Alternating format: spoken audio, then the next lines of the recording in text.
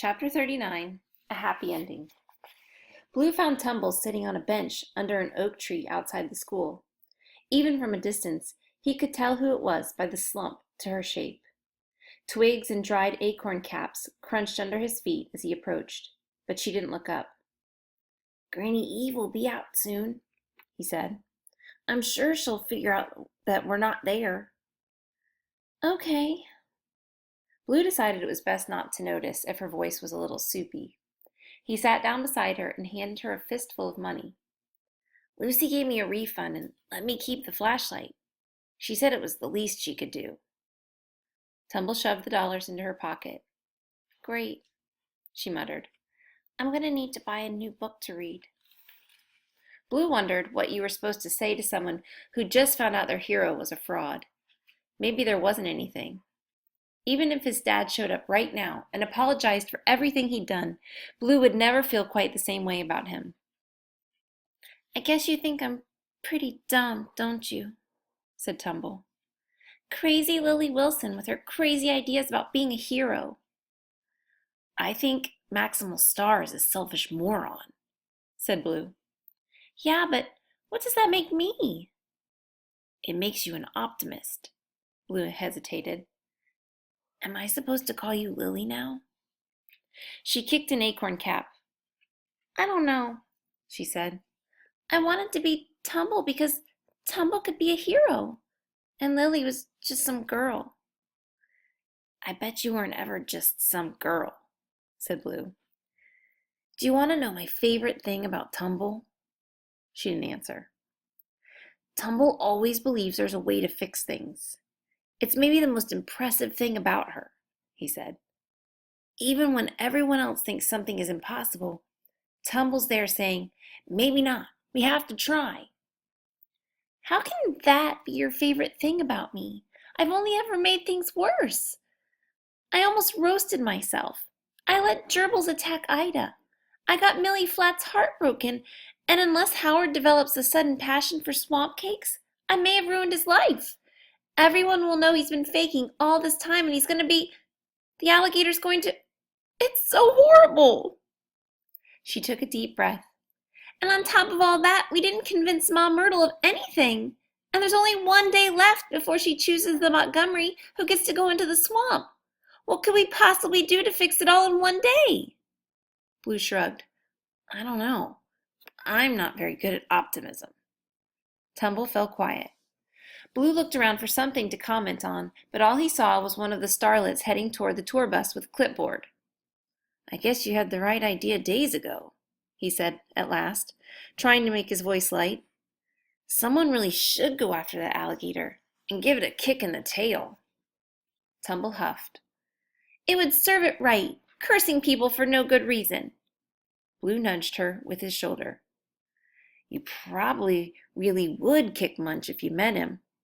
I'd be too scared that he'd come up with some worse fate for me." Finally Tumble smiled. "Maybe I would," she said. "But I think I'd rather ask him to uncurse both of us." "You think that would work?" "Well, it should be easier than giving us some great and wonderful fate, right? Just ask him to undo all of it." She looked up into the tree branches. The sky was dim overhead, but not yet dark. "The moon's supposed to be full tonight, right?" "Yes," said Blue. "At least all the relatives will be sleeping instead of running around with telescopes."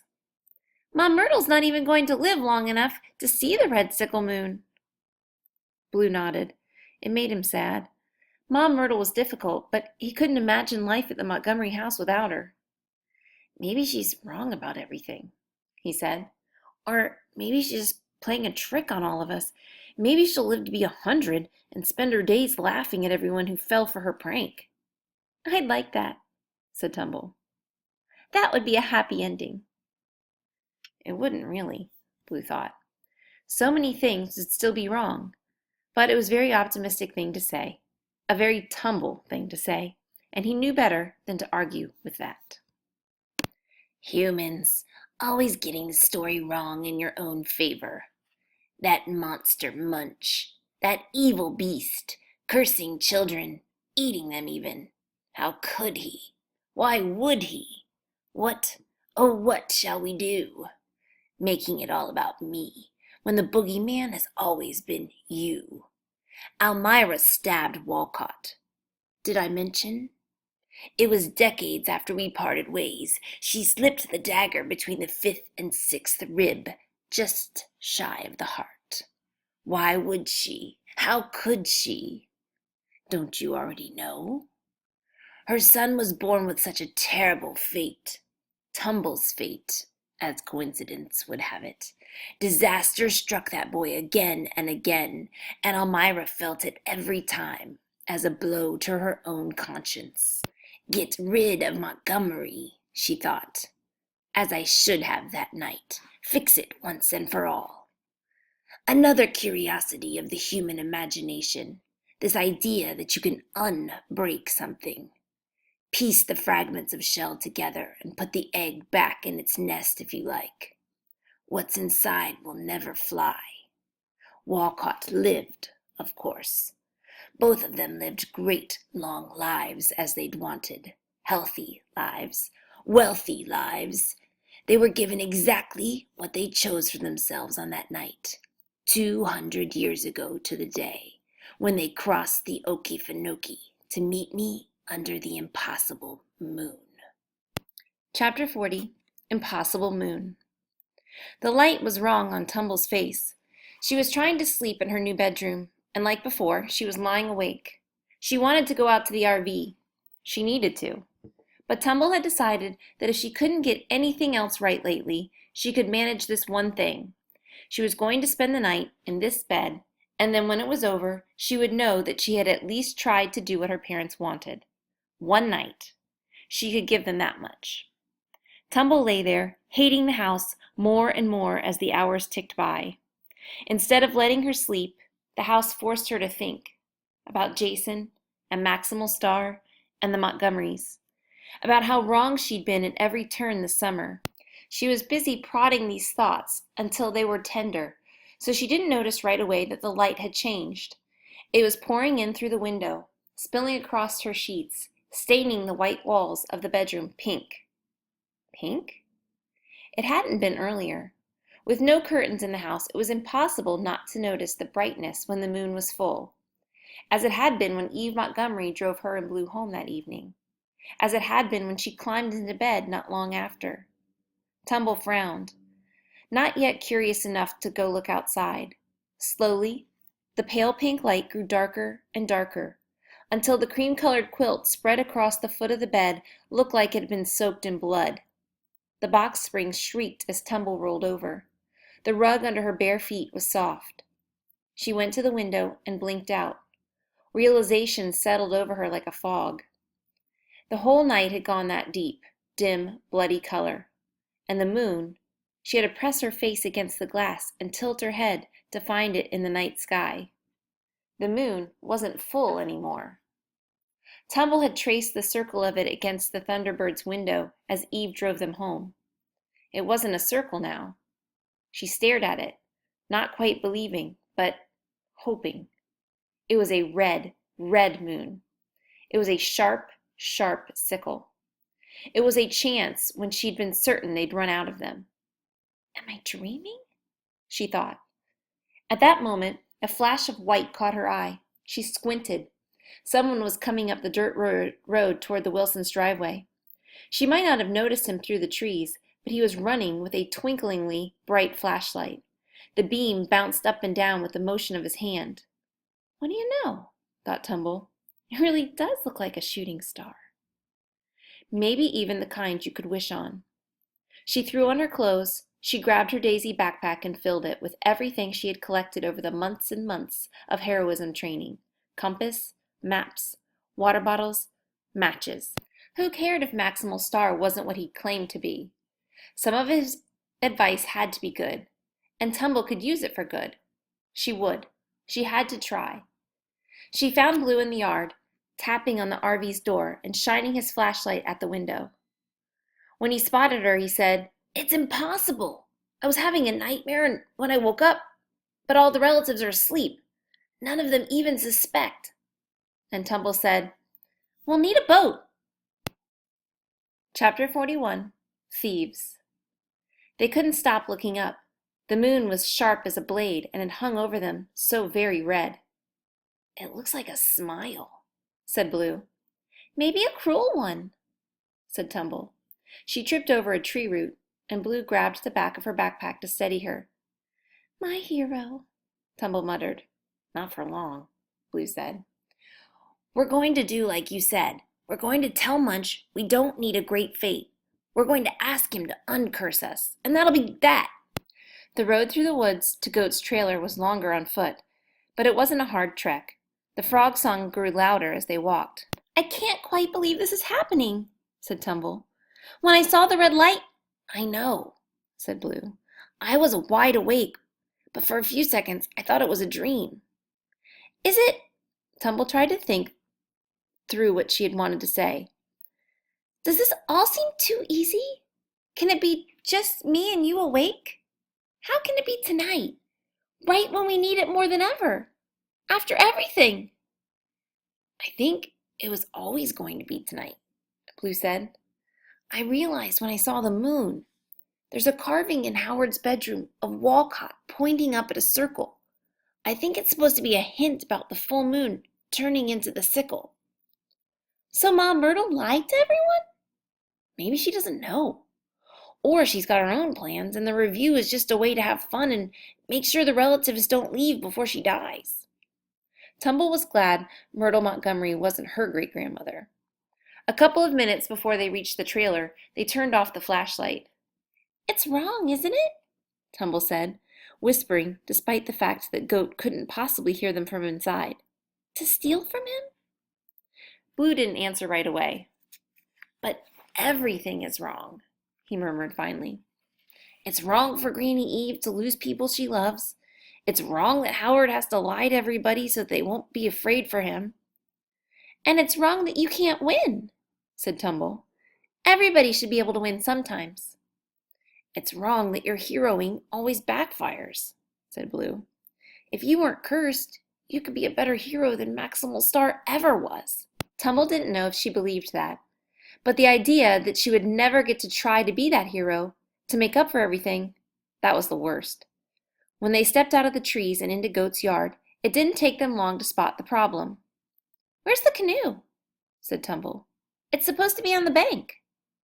They searched the creek's sandy bank and checked the shed that held Goat's freezer, but the canoe was gone. They stood on the bank, uncertain. This was supposed to be the easy part of their plan. I think, Tumble hesitated, maybe the canoe was somewhere obvious and they just missed it. She squinted around, hoping to find it propped against a tree or lying near Beast's dog-loo. I think I can work the John boat's motor. You can? Blue sounded impressed. It can't be that hard. It took them a while to figure the boat out. Tumble found a long pole, and Blue took an old life jacket off one of the posts on Goat's dock. This is better anyway, said Blue. We'd wear ourselves out if we had to paddle into the swamp. Unless you can't remember how to get the motor started. I can do it. Okay. Blue looked around for some way to help. I can untie it and switch on that light at the front. Good, said Tumble, bending over to continue her examination of the motor. It might take us a minute to get going. It'll be loud. What if Goat hears? Blue swallowed. It wasn't Goat that worried him. The black water of the creek ran for miles, all the way into the swamp, and they didn't know the first thing about boats or navigating. But if they didn't find the alligator... Tumble must have been thinking the same thing. She said, I guess we've tried everything else.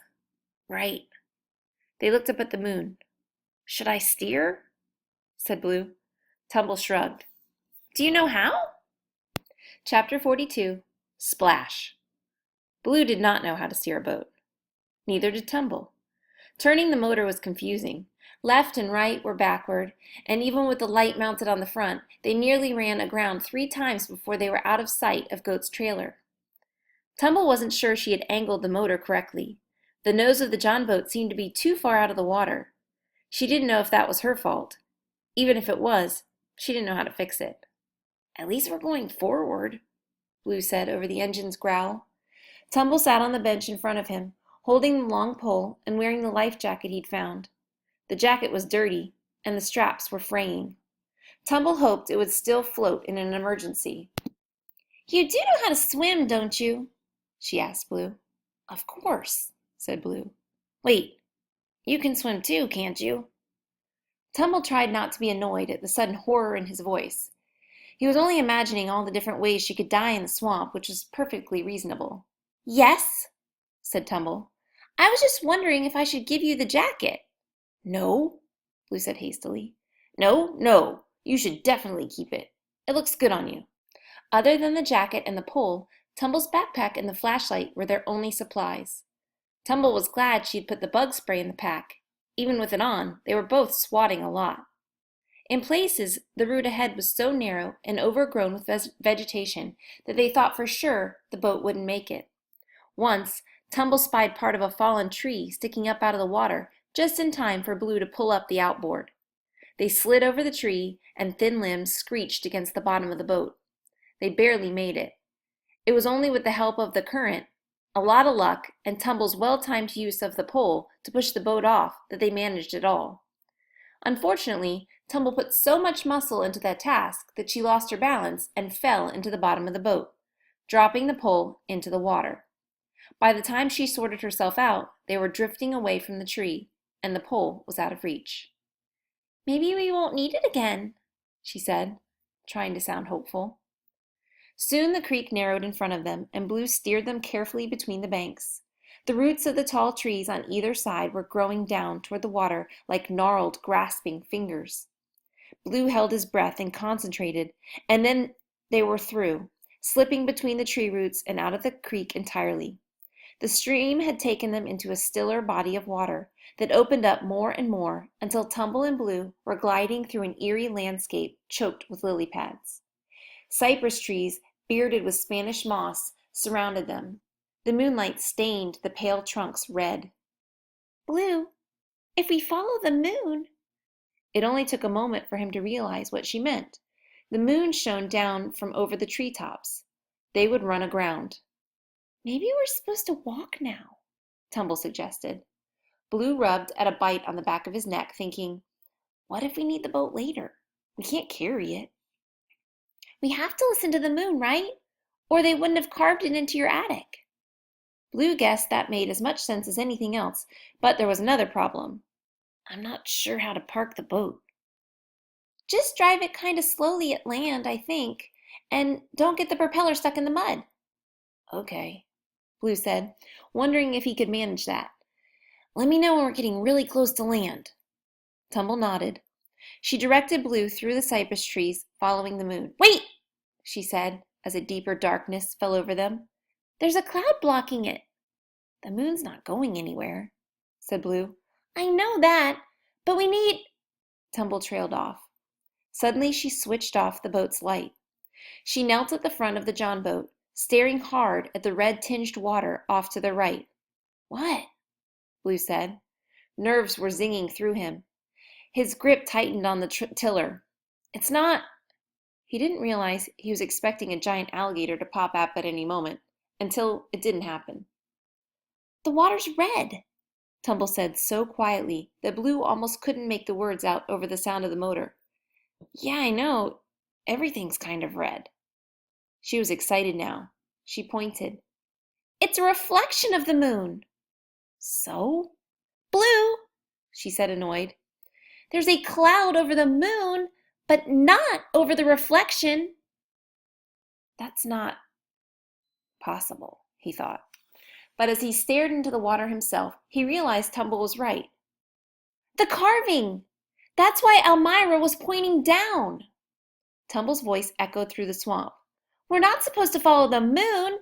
We're supposed to follow its reflection." The reflection wasn't perfectly clear against the water. It was more of a smear of gleaming red up ahead and to their right. As they pursued it, the lily pads parted in front of the boat's bow. Tumble kept her eyes trained on the light. She felt better, more confident, since she'd figured out the moon's trick. It was a sign that they weren't wrong to be out here. They weren't crazy. They could make things better. The glow led them steadily onward for a few minutes before she noticed the change. "Are we going straight?" she asked. "I'm trying." "No, I think it's moving." They hadn't changed directions, so the reflection of the moonlight against the water shouldn't have shifted, but it had, to the left. "That way is all weeds and trees," Blue protested. He wasn't wrong. Tumble could see where a cypress had fallen, its broken trunk speared up out of the water. "We'll get stuck," he said. The red light was drifting ever more to the left. "We have to follow it," Tumble said. "It's like a test of faith or something." Blue took a deep breath, but he didn't argue. He turned to the boat again. They were going to run through a huge raft of lily pads. "The propeller," Blue said. "What if it gets tangled in those?" Tumble didn't know. "Speed up," she suggested.